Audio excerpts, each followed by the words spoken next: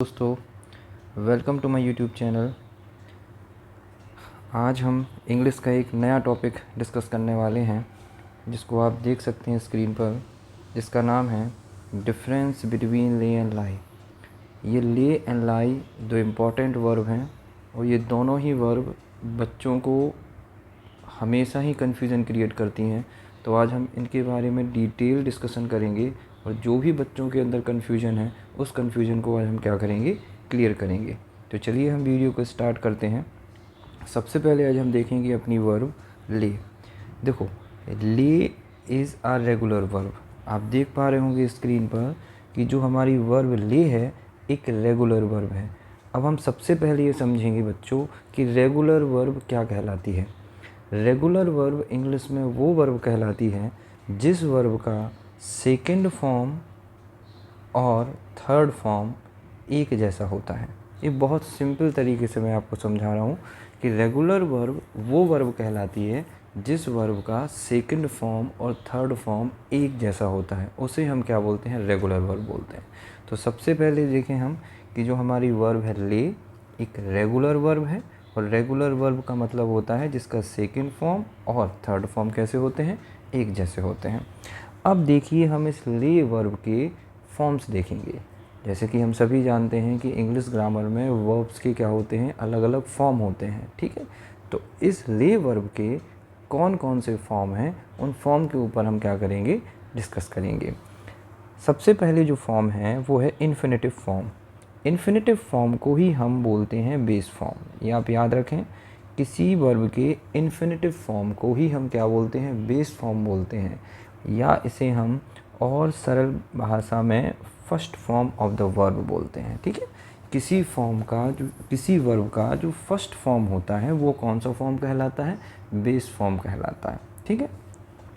दूसरा जो फॉर्म होता है वो कौन सा है, सेकेंड फॉर्म बोलते हैं, या उसे हम बोलते हैं past tense form. Third form है पास्ट पार्टिसिपल या थर्ड फॉर्म, ठीक है। और जो हमारा लास्ट फॉर्म है वो कौन सा फॉर्म है, आईएनजी फॉर्म बोलते हैं जिसे, ठीक है। तो जो हमारी ले वर्ब है, ले वर्ब की हमने देखे कि सेकंड फॉर्म और थर्ड फॉर्म दोनों फॉर्म कैसे हैं, एक जैसे हैं, ले, लेड और लेड। तो ले कैसी वर्ब हुई, एक रेगुलर वर्ब हुई। कैसी वर्ब होती है, रेगुलर वर्ब। आई होप आपको समझ में आ गया होगा कि रेगुलर वर्ब क्या कहलाती है, कि जिसके सेकंड फॉर्म और थर्ड फॉर्म कैसे होते हैं, एक जैसे होते हैं। अब हम देखते हैं ले का मीनिंग, क्या मीनिंग होता है ले का, और ये वर्ब इतनी कंफ्यूजिंग क्यों है, ठीक है। ये फॉर्म के बेस पर और मीनिंग के बेस पर, दोनों ही बेस पर ये वर्ब क्या है, कंफ्यूजिंग है। इसीलिए अब हम इसकी मीनिंग को क्या करेंगे, डिस्कस करेंगे। देखें इसकी मीनिंग को। ले means put down carefully in a particular position. इसका मतलब है किसी चीज़ को किसी विशेष स्थिति में बड़ी ही सावधानी पूर्वक रखना, या बहुत सरल शब्दों में मैं कहूँ तो किसी चीज़ को रखना बड़े अच्छे से, उसे बोला जाता है ले। ले वर्ब का मतलब है किसी चीज़ को ठीक तरीके से रख देना ही क्या कहलाता है, ले कहलाता है, ठीक है। अगला इसमें पॉइंट क्या लिखा है, इट हैज़ एन ऑब्जेक्ट। ये बात बहुत इम्पॉर्टेंट हो जाती है। ये इम्पॉर्टेंट इसलिए हो जाती है कि ले वर्ब का एक अपना क्या होता है, ऑब्जेक्ट होता है, ठीक है। जब भी आप इंग्लिश पढ़ते हैं तो आप इंग्लिश में देखेंगे एक सब्जेक्ट होता है और एक क्या होता है, ऑब्जेक्ट होता है, ठीक है।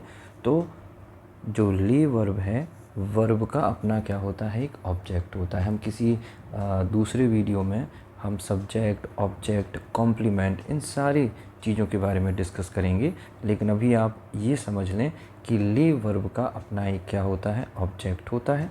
मीनिंग क्या होता है ले का, किसी चीज़ को अच्छे से रखना, उसे ही क्या बोलते हैं, हम ले बोलते हैं, ठीक है। फॉर्म मैं आपको बता चुका हूँ कि बेस फॉर्म ले का ले है, ठीक है, और सेकेंड फॉर्म और थर्ड फॉर्म लेड, लेड, और हमारा आईएनजी फॉर्म क्या है, लेइंग, ठीक है। ये सारी चीज़ें क्लियर हैं। अब हम देखते हैं एग्ज़ाम्पल। देखो एग्ज़ाम्पल क्या कह रहा है, एग्ज़ाम्पल कह रहा है कि I laid papers on the table and set down, मैंने टेबल पर पेपर रख दिए थे और मैं सेट डाउन बैठ गया था, ठीक है। ले the tent down on the grass, grass पर नीचे क्या रख दो, क्या रख दो, टेंट रख दो, टेंट को ग्रास पर नीचे रख दो, ठीक है। तो यहाँ पर ले और laid, lay first form, laid second form, ठीक है। मतलब रखना, यहाँ पर पेपरों को रखा गया, ठीक है, और यहाँ पर टेंट को रखने की बात की जा रही है ना। तो अभी हमने क्या पढ़ा, इट हैज़ एन ऑब्जेक्ट, यानी इस वर्ब का अपना एक क्या होगा, ऑब्जेक्ट होगा। तो देखो ले की बात क्या लिखा हुआ है, पेपर, पेपर एक ऑब्जेक्ट है। यहाँ ले के बाद क्या लिखा हुआ है, टेंट, तो यहाँ इस वर्ब का टेंट भी क्या है, एक ऑब्जेक्ट है। I hope it is clear for you, आप सभी के लिए बात क्लियर हो गई होगी। तो अब हम चलते हैं हमारी नेक्स्ट वर्ब पर, जहाँ से कन्फ्यूजन क्या होगा, क्रिएट होता है। एक वर्ब को पढ़ोगे तो कभी कन्फ्यूजन नहीं होगा, लेकिन एक जैसी और एक दूसरी वर्ब को पढ़ोगे तो ये कंफर्म है कि आपको क्या होने वाला है, कन्फ्यूज़न होने वाला है। तो चलो उस कन्फ्यूज़न को हम क्या करेंगे, दूर करेंगे। चलो जो हमारी नेक्स्ट वर्ब है, एक मिनट, जो हमारी नेक्स्ट वर्ब है, एक मिनट, हाँ, तो हमारी नेक्स्ट वर्ब जो आती है वो आती है लाई। देखो हाँ, यहाँ पर आप देख सकते हो हमारी नेक्स्ट वर्ब ये है लाई। लाई इज़ अ इर्रेगुलर वर्ब। देखो ऊपर हमने ले के बारे में पढ़ा रेगुलर, इसके बारे में हम पढ़ रहे हैं क्या, इर्रेगुलर, ठीक है। इर्रेगुलर वर्ब क्या कहलाती होगी, रेगुलर के बारे में हमने पढ़ा है जिसका सेकंड फॉर्म और थर्ड फॉर्म एक जैसे हों।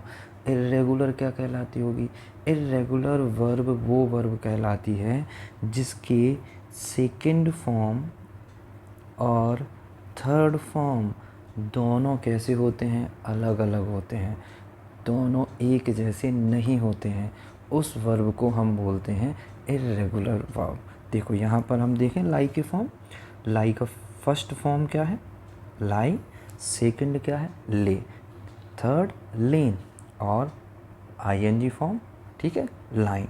अब यहाँ पर अगर आपने नोट किया होगा तो लाई वर्ब का सेकंड फॉर्म, लाई वर्ब का सेकंड फॉर्म और ले वर्ब का फर्स्ट फॉर्म दोनों ही कैसे हैं, एक जैसे हैं। क्लियर है ना, इसीलिए ये वर्ब कंफ्यूजिंग है कि उसका फर्स्ट फॉर्म और इसका सेकंड फॉर्म दोनों ही क्या है, एक जैसे होने पर बच्चे कंफ्यूज हो जाते हैं कि किस सेंस में किसका यूज़ किया गया। ये समझना क्या है, बहुत ही ज़रूरी हो जाता है। तो चलिए हम देखें अभी लाई वर्ब को। तो लाई एक इर्रेगुलर वर्ब है, यहाँ मैंने जैसे बताया आपको। इसका मतलब क्या होता है, लाई का मतलब होता है बी डाउन बिकम हॉरिजॉन्टल, मतलब इसका सीधा हिंदी का मतलब है कि आराम से लेट जाना। लाई का मतलब क्या होता है, लेट जाना, ठीक है। जब हम भी लेटते हैं तो उसे अपन क्या बोलते हैं, लाइंग डाउन, ठीक है, लेट गए हैं। तो लाई का मतलब होता है लेट जाना आराम की अवस्था में। ले का मतलब होता है किसी चीज़ को सावधानीपूर्वक रखना, ठीक है। लाई इर्रेगुलर वर्ब है, ले एक रेगुलर वर्ब है। ले का ऑब्जेक्ट होता है लेकिन लाई वर्ब का ऑब्जेक्ट नहीं होता है। ये भी हमें याद रखना है। जब भी हम किसी कॉम्पिटिटिव एग्ज़ाम की तैयारी करते हैं तो हमें बहुत छोटी छोटी चीज़ों को ध्यान में रखना होता है। ये छोटी छोटी चीज़ें हमसे गलतियाँ करा देती हैं। एग्ज़ामिनर ये छोटी छोटी चीज़ें देकर ही स्टूडेंट से गलती कराता है, ठीक है ना। तो ये हमें एक बेसिक चीज़ याद रखनी है कि ले वर्ब का ऑब्जेक्ट होता है लेकिन लाई वर्ब का ऑब्जेक्ट नहीं होता है। इस एग्जाम्पल तो समझेंगे हम, जो मैं एग्जाम्पल आपके नीचे लिखे उससे समझें आप। Don't lie in bed all day, get up and do some work. पूरे दिन बिस्तर पर मत लेटे रहो, उठो और थोड़ा क्या करो, काम करो। देखो यहाँ पर आया ना लाई, ठीक है। Next, I lay down and closed eyes, मैं लेट गया था और मैंने आंखें बंद कर ली थी, ठीक है। देखो यहाँ पर लाई और यहाँ पर ले, दोनों के बाद इसके बाद इन और इसके बाद डाउन। ये इन और डाउन कोई ऑब्जेक्ट नहीं कहलाते हैं, ये इन और डाउन प्रीपोजिशन कहलाते हैं। जब इंग्लिश में अपन और टॉपिक्स पढ़ेंगे तो हम डिस्कस करेंगे प्रीपोजिशन के बारे में।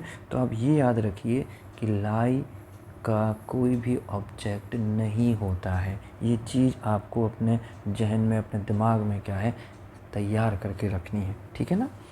तो लेकिन अब कंफ्यूजिंग कहाँ होती है, जैसे हमने ये वाला सेंटेंस देखा, आई lay down and closed eyes. अब बच्चे कंफ्यूज हो सकते हैं कि यहाँ पर ले का मतलब होता है किसी चीज़ को रखना, और ले का मतलब होता है लेटना भी। लाई का सेकंड फॉर्म है, तो ये किस सेंस में यूज़ किया गया है यहाँ आपको समझना है। अगर इस ले के बाद कोई ऑब्जेक्ट है तो उसका मतलब होगा रखना। अगर इसके बाद कोई ऑब्जेक्ट नहीं है तो इसका मतलब होगा लेटना।